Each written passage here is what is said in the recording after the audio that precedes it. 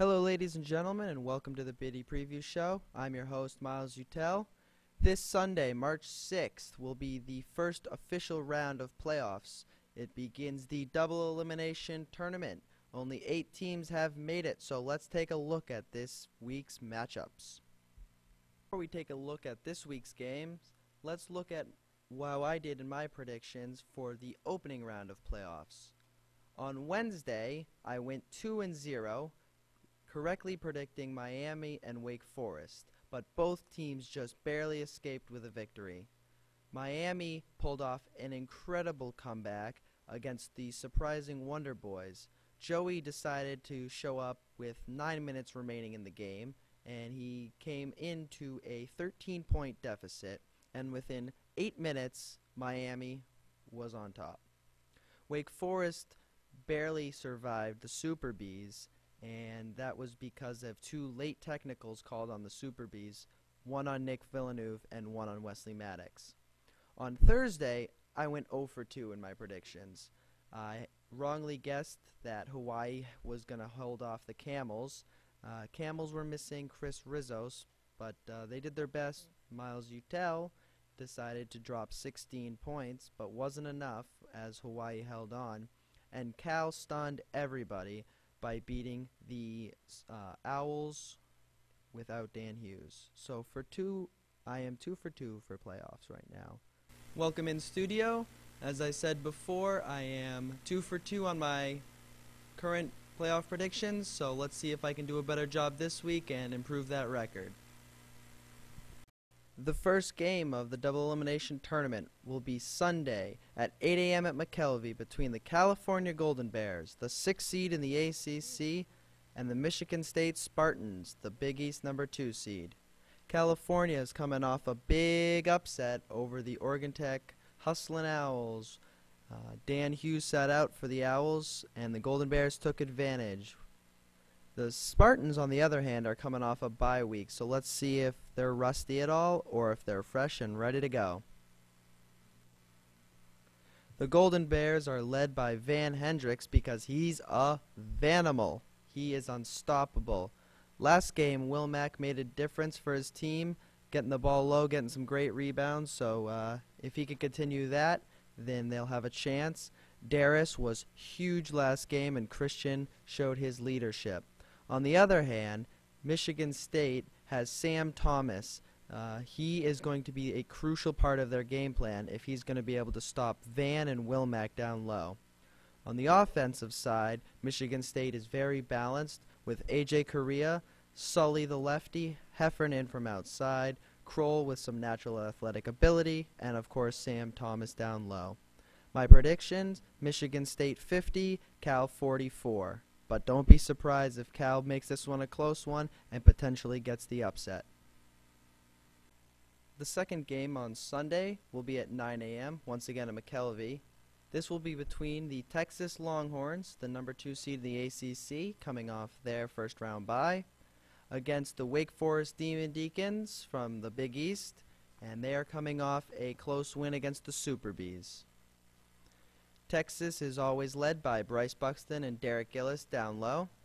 They have offense both in the paint and from mid-range, which will be important against Wake Forest. They need to box out and grab rebounds on both ends of the floor. From the guard position, they need to see passes down low and no forced shots, while also taking advantage of the fast break. Wake Forest has been known for the rebounds this year. Justin Rooney, Mike Scanlon, and Corey Joback all play big inside. K-Swish is known to hit from outside, and then it's going to be a great matchup this week because you have Mike Cambria and A.J. Spagnuolo at the point versus Troy Stafford and Justin Walsh for the Longhorns at the point, as well as Bryce and Gillis down low against Justin, Mike Scanlon, and Corey Joback. So this is a very even matchup.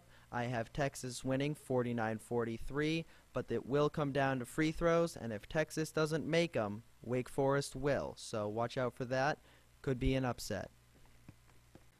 The third game on Sunday will be at 10 a.m. between the number 1 seed Kansas Jayhawks and the number 4 seed Miami Hurricanes. The Hurricanes barely pulled out a victory against the Wonder Boys, by an incredible run at the end of the game via full court pressure with Joey Marr coming in with 9 minutes left in the fourth quarter and completely taking over the game. Let's see if they can win against the Kansas Jayhawks this week. Like I said, Miami, it's up to Joey. He's got his 15 minutes of height advantage, and he's got to take care of that. Danny Pascal returns from vacation this week, so he will be a big lift in the ball handling department. Mike Gardner can take over a game when Joey's not in, so that's going to be important. Between Pascal and Gardner, they got to play really good defense and lead the fast break so that they can score big when Joey's not in.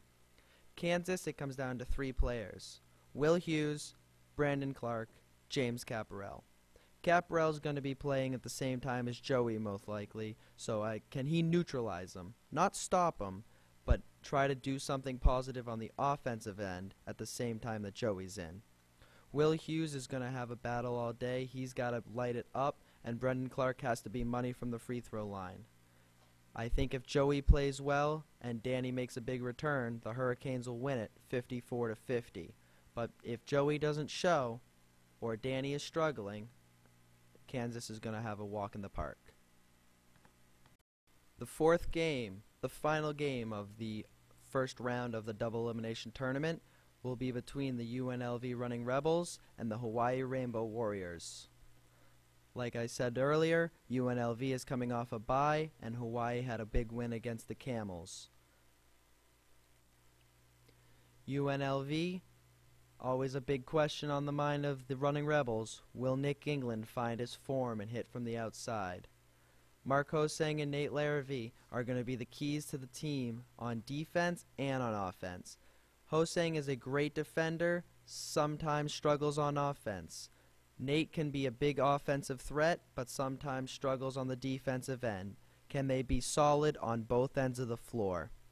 Their X factor is their point guard, Taylor Grande. He is important to the team. When Mark is not on the floor, can he slow down Zach, and can he help provide some defensive pressure along with Mark? Hawaii, it's the same formula as always. Mike Skilton from the outside and jump shots, Galante slashing to the hoop, and Mo Husband making the most of his playing time, doing a bit of everything. So, and we also have to remember that there's also some other players on Hawaii. Matt Hutter, he's got to play big defensively, make a jump shot or two on offense, but he'll pass the ball most of the time. Travis Weber came up big last week. He had 2 big threes. If he can make a high percentage, go 2 for 3, 1 for 2, they'll be good. They don't want him chucking up too many shots, but a couple of makes will really boost the team. If that happens, Hawaii 50, UNLV 47. Upset of the day, Hawaii moving on to the winter bracket semis. That's it from this week. Stay tuned in a couple of days for the review of all of the games and some more preview for later in playoffs.